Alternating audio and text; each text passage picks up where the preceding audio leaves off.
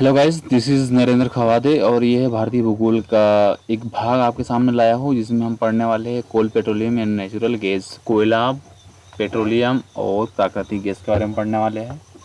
तो सबसे बड़े हम पढ़ लेते हैं जो कोल होता है ना। कोल, ये है कोल हमारे सामने जिसको हम बोलते हैं कोयला। ठीक है। कोयला जो होता है, सबसे पहले इसका अगर सोर्स की बात करें तो ये पाया जाता है गोंडवाना जो था। कोयला जो है गोंडवाना काल में निर्मित हुआ था।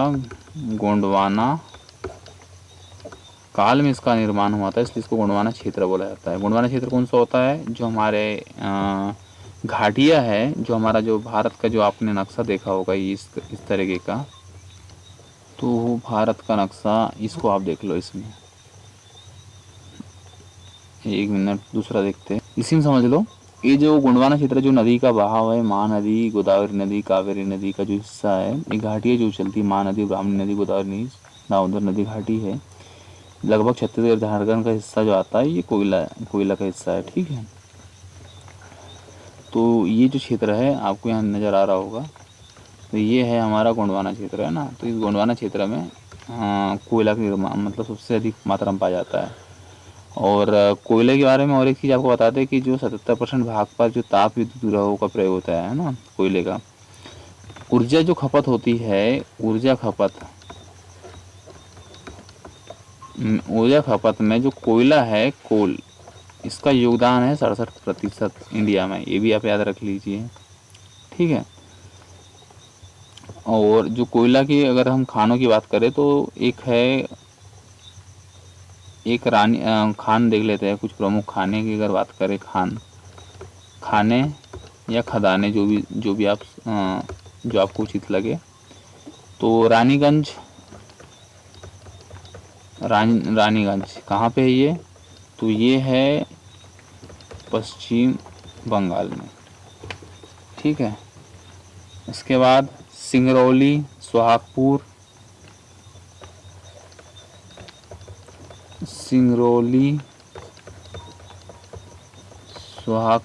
ये कहाँ पे है? ये है मध्य प्रदेश में। ठीक है। ताता पानी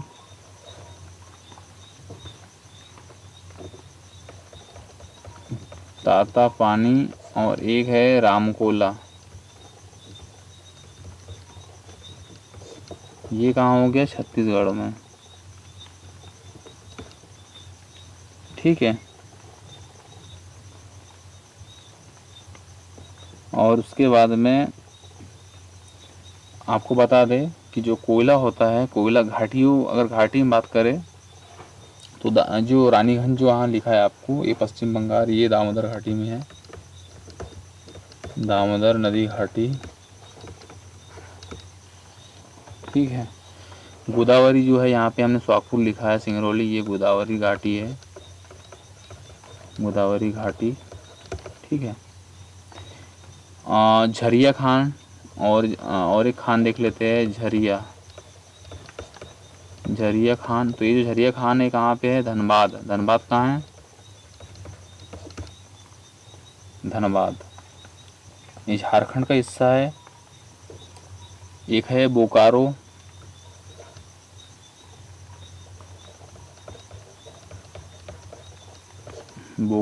ये हजारीबाग।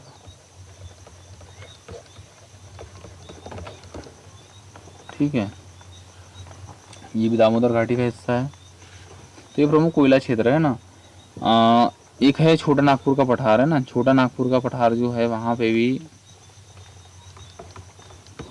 छोटा नागपुर का जो पठार है, इस पठार पे भी कोयला पाया जाता है। और यहाँ जो कोयला पाया जाता है वो यहाँ बिटुमिनस तरीके का होता है। बिटुमिनस है ना, बिटुमिनस तरीके का होता है, जो कि गोंडवाना का हिस्सा है, छोटा नागपुर पठार। ठीक है।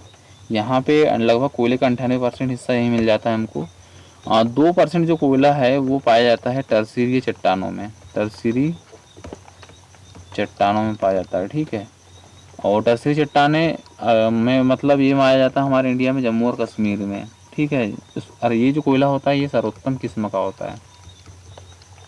सर्वोत्तम किस्म कौन सी होती है?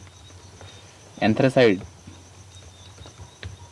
एंथ्रेसाइड। अगर ये पूछा जाए कि एंथ्रेसाइड कोयला कहाँ, तो जम्मू कश्मीर में पाया जाता है, जो कि टर्सी क्रम की चट्टानों में पाया जाता है। रानीगंज की जो खान है, जो हमारी ये खान है, जो कि दामोदर घाटी पश्चिम बंगाल में है, यहाँ पे, हाँ, जो धनबाद है ना, ये पश्चिम बंगाल में है। और रानीगंज की जो खान है, यहाँ पे भारत का 35% कोयला यहीं पे होता है। ठीक है, ये चीज़ आपको याद रखनी है। तो ये थे प्रमुख कोयले क्षेत्र। उसके बाद में आप देख लो यहाँ पे और भी है, जो इंडिया में जो टर्सी क्रम की चट्टान है ना, कहाँ कहाँ है, तो ये देख लो पहले। ये एक जम्मू कश्मीर के कारगिल में, ठीक है, असम के माकम में,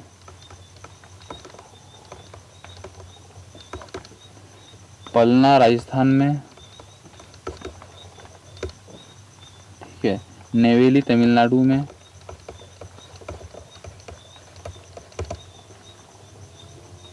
ये है। इंडिया की कोल उत्पादन में जो इंडिया की रैंक है वो 3rd पे है ना, चाइना पहले नंबर पे है, चाइना 1st रैंक है। कोल इंडिया लिमिटेड जो है, कोल इंडिया लिमिटेड, इसकी स्थापना जो हुई थी वो हुई थी 1975 में। ये भी चीज़ आप याद रख लीजिए। और एंथ्रेसाइड किस्म का जो कोयला होता है ना, एंथ्रेसाइड, इसमें होता है 75% जो होता है, सॉरी 85% कोयला होता है, कार्बन होता है, 85% कार्बन होता है। तो ये प्रमुख थे कोयले की कहानी। अब थोड़ा देख लेते हैं पेट्रोलियम के बारे में। तो जो पेट्रोलियम आता है अपना, पेट्रोलियम के बारे में बता दें आपको कि जो पेट्रोलियम होता है, ये होता है हाइड्रोकार्बन का, मतलब जो हाइड्रोकार्बन होता है इसका संगठन होता है इसमें। पेट्रोलियम की जो प्रमुख क्षेत्र है वो है असम, असम का ब्रह्मपुत्र क्षेत्र, ब्रह्मपुत्र घाटी वाला क्षेत्र। एक है गुजरात का तट, गुजरात का तटीय क्षेत्र, ठीक है। और ये पूर्वी घाट और पश्चिमी घाट क्षेत्र ये प्रमुख है, ठीक है। गुजरात में अंकलेश्वर आपने सुना होगा, ठीक है, सानंद, ये हो गया, ठीक है।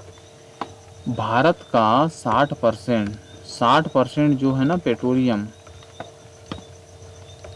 कहाँ पाया जाता है, वो पाया जाता है मुंबई हाई में, मुंबई हाई में। यहाँ मुंबई हाई का जो ये जो चालू कब हुआ था, इसका यहाँ से दोहन चालू किया था 1976 के समय में, ठीक है।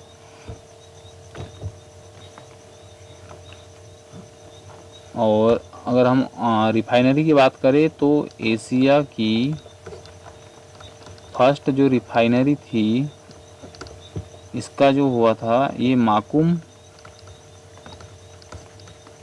असम में स्टेब्लिश हुई थी 1867 में, 1867 में, ठीक है। और 1889 में दिग्बोई, असम के दिग्बोई में एक नई रिफाइनरी का निर्माण हुआ था, ठीक है। तो ये आप याद रख लीजिए। रावी 1956, और एक चीज़ याद रखिए, 1956 में ONGC की स्थापना होती है। और ऑयल इंडियन लिमिटेड की स्थापना अगर देखा तो 1959 में होती है, ठीक है।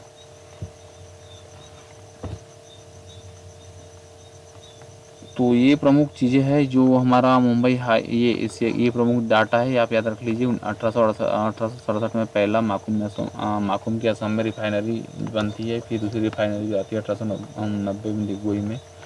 1956 में ONGC की स्थापना होती है, और ऑयल इंडियन कॉरपोरेशन की जो स्थापना होती है वो ऑयल इंडियन लिमिटेड की स्थापना 1954 में हो जाती है। क्लियर हो गया। तो ये प्रमुख, ये थी पेट्रोलियम के बारे में कुछ डाटा था, तो ये आपको पता होना चाहिए। अगला जो हम देख लेते हैं थोड़ा सा, क्या प्राकृतिक गैस है ना, नेचुरल गैस के बारे में पढ़ लेते हैं थोड़ा सा। नेचुरल गैस, नेचुरल गैस, तो नेचुरल गैस के बारे में क्या पढ़ लेते हैं कि जो नेचुरल गैस होती है फ्लोटिंग को होता है पेट्रोलियम भंडार जो होता है मीथेन, इसमें जो मुख्य गैस जो होती है वो होती है मीथेन। क्लियर हो गया। एलपीजी आपने सुना होगा, एलपीजी जो होता है ये मुख्य जो होता है इसमें ब्यूटेन होता है। क्या होता है? मुख्य गैस जो होता है वो ब्यूटेन होता है।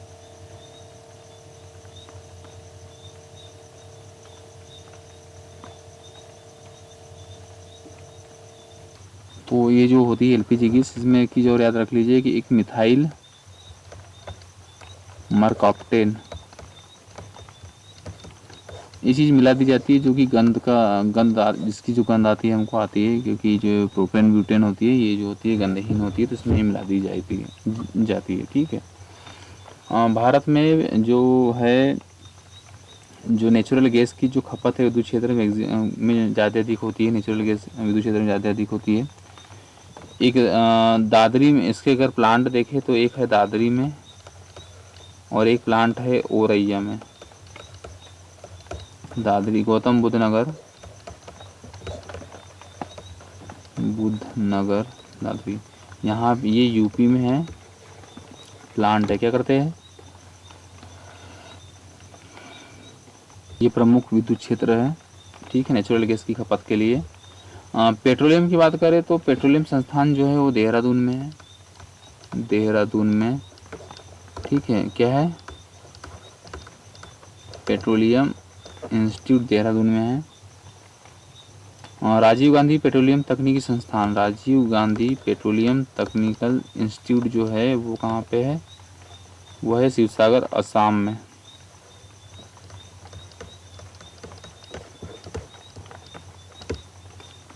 ठीक है। और एक चीज़ इसमें ये है कि वर्तमान में 40% पेट्रोल का परिवहन जो है पाइपलाइन द्वारा होता है। देश की जो पहली पाइपलाइन बनी थी वो बनी थी नहर कटिया से लेके नूना माटी से बरौनी। ठीक है, ये बिहार का हिस्सा है। ठीक है, ये असम के हिस्से है। ये पहली पाइपलाइन थी, पेट्रोलियम की पहली पाइपलाइन। और जो सेकंड पाइपलाइन बनी है वो कैसी बनी है? हजीरा विजयपुर जगदीशपुर, ये देश की सबसे लंबी पाइपलाइन है, सेकंड नंबर की। ठीक है, विजयपुर जो है वो एमपी में है, जगदीशपुर जो है वो यूपी में है, और ये जो है हजीरा ये है कहाँ पे? सूरत गुजरात में। ठीक है, तो सबसे बड़ी पाइपलाइन है भारत की।